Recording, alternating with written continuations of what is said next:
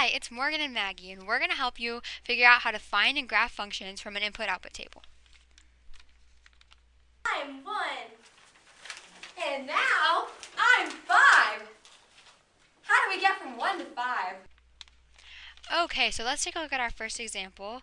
The first thing we're going to do is look at our input-outputs, x being input and y being output. So then we're going to fill in the coordinates at the same time because it's the same thing. So 0, 3, 1, 5, 2, 7, 3, 9, and finally 4, 11. Okay, now we're going to look at our change in x, and we're going to scratch out the first box because we don't need that. And so in our x, we're going from 0 to 1, so it's a difference of going up by 1. Then from 1 to 2, we're going up by 1, and 2 to 3, we're going up by 1, and 3 to 4, we're going up by 1. Now we're going to scratch out the first box in the change in y column, and we're going from 3 to 5, so we're going up by 2, and then up by 2, 7 to 9 up by 2, and 9 to 11 is up by 2. Okay, so now to find the first part of our function, we know that change in y over change in x is equal to slope, which is also equal to the beginning of our function. So we can pick any one, especially because they're all the same. So our change in y is 2, and our change in x is 1. And that reduced is going to be 2. So the beginning of our function is going to be 2x. And then to find the second part of our function, we're going to plug it in and see what else we need to do to get from x to y. So 2 times 0 is 0, and 0 plus 3 equals 3. So that's our first guess as to what our function is going to be. So if we plug it in for another example and see if it works. So 2 times 1 is 2, plus 3 is 5, so that works. And we pretty much know that's a function, so we're going to fill in the rest of the boxes. And it's good to know that when you have 0 as an input, that's called your 0 term, and that's always going to be the end of your function, the output there. But you won't always get a 0 term, and it won't always work out that way, so you can also just plug it in and see how to get from x to y. Okay, now, so our final function is y equals 2x plus 3. We're going to scroll down and graph it. So when we're rewriting our function, y equals 2x plus 3, we're going to notice that it's in m equals mx plus b format. And in this format, we know that b is the y-intercept and m is the slope. So we know that we're going to have to start at 3, which is our y-intercept. So positive 3 on the graph is going to be our starting point. And then our slope, 2, is the same as 2 over 1 because any number with a denominator of 1, that's its fraction. So we're going to go up 2 over 1. If it's a positive number on top, you go up. And if it's a negative number, you go down. We're going to go 2 over 1 again. And then if it's a positive number on the bottom, you go to the right. And if it's a negative number, you go to the left. Okay, so now we have 3 points, and that makes a line. So we're going to connect our dots. I'm 4. And now I'm 23. How do you get from 4 to 23? Hi, it's Morgan, and this is our second example. So what we're going to start out with, we are going to start out with our coordinates. And so our first coordinate pair is 3, 19. Then the next one is 4, 23. Then 6, 31. Then 9, 43. And 10, 47.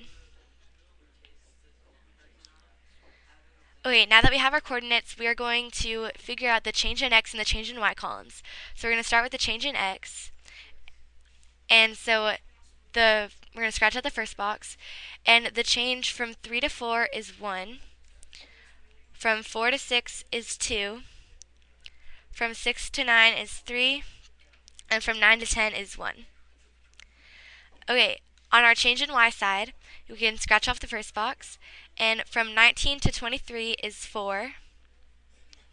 From 23 to 31 is 8. From 31 to 43 is 12. And from 43 to 47 is 4. So now we can do our change in y over our change in x. And we can pick any of the pairs as long as they match up with each other. So we're going to go ahead and pick the second one. So we're going to do 4 over 1, which simplifies down to 4. And so 4 is our slope and the first part of our function. So we're going to fill that in on the top as 4x. And now, since it'd be hard to go back to our 0 term, we're going to fill in 4x and see what we need after we fill in 4x to get to the y. So on the first one, for example, we do 4 times 3 equals 12, and we need to figure out what gets us from 12 to 19. And so if we do 19 minus 12, we will get 7. So we will add 7. And so we can go ahead and try that another one just to make sure it works. So if we go down to the second one, we can do 4 times 4 equals 16, and 16 plus 7 does equal 23. So it should work on all of them. So we can go ahead and fill that in.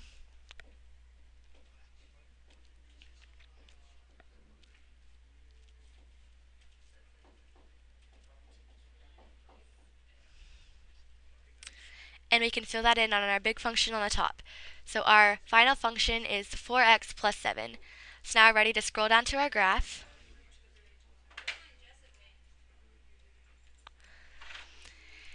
And we'll rewrite our function, and that is y equals 4x plus 7. Which once again is in y equals mx plus b format. And so we're going to take b, or 7, as since it's the y-intercept, we're going to go ahead and start there on our graph. So we're going to go up 7. And on this case, on the graph that we have right now, we are not allowed to go up what the slope tells us to do. We cannot go up 4. And so what we're going to do, we're going to go, you can take a 4 over 1 and you can change it to negative 4 over negative 1. And so that's what we're going to use on this graph. So we're going to go down 4 and to the left 1.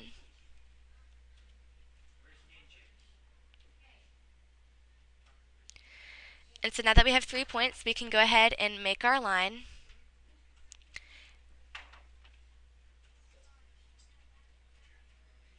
And now we'll put arrows on the end of our line. And there is our second example. I'm 2. And now I'm 5. How do you get from 2 to 5? Hi, it's Maggie again. We are on our final and hardest example, so you better pay attention. So we're going to follow the same steps we've been following the whole time. The first thing we're going to look at is our coordinates. So 2, 5, 4, 6, 7, 7.5, 8, 8, and finally 10, 9. Okay, so now we're going to look at our change in x and fill that in. We're going to scratch out the first box because we don't really need that. So going from 2 to 4, we're going up by 2. Then going from 2 to 3, we're going up by 4. What? Then going from 4 to 7, we're going up by 3. And then going from 7 to 8, we're going up by 1. And 8 to 10, we're going up by 2. Okay, now on the other side, from 5 to 6, we're going up by 1. Then from 6 to 7.5, we're going up by 1.5. Then from 7.5 to 8, we're going up by 0.5. And from 8 to 9, we're going up by 1. Okay, so now we know for the beginning of our function, we're going to do change in y over change in x, which is equal to slope. So we can pick any random column that we want to use. And for this one, we're going to use 2 and 1, which is the second column. So our change in y is going to be 1, and our change in x is going to be 2. That simplifies down to basically 1/2, but there's a lot of different ways you can write this for a function. So it can be 1x over 2, or it can just be x over 2, and that's the way we're going to use it. So at the top, we know that's going to be beginning, so x over 2. And to find the end of our function, since we don't have a 0 term, we are just going to plug it in and see how to get from x to y. So we got 2 over 2, and we know that's equal to 1, and 1 plus 4 is 5.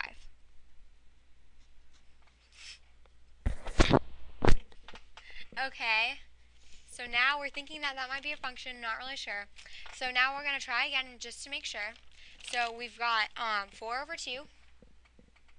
And that's equal to 2, and we know that plus 4 is going to be 6. So that's going to be our function. So we're going to go ahead and fill that all in. And we know that it's all going to work out because it worked in the first two. We don't need a 0 term. We're pretty confident now. I don't know what I'm saying. Okay, so now we're going to fill that in on the top, and we're going to go ahead and scroll down to look at our graph. Rewriting our function, it's y equals x over 2 plus 4. And with y equals mx plus b format, we know that 4 is going to be our y-intercept, so going up positive 4 on the graph is going to be our starting point. And then when we're looking at our slope, it gets a little more complicated when it's x over 2, but it's really not, because x is always equal to 1x, so x over 2 is the same as 1 over 2, which means we're going up by positive 1 and over positive 2, well, to the right positive 2. So we can go ahead and use that to plot our points. One more. And now we have 3 points, and we can go ahead and connect the dots. Okay, so that was our hardest example, and we're really happy that you stayed to watch with us. And check it off. You did a good job. Thanks for watching. Bye!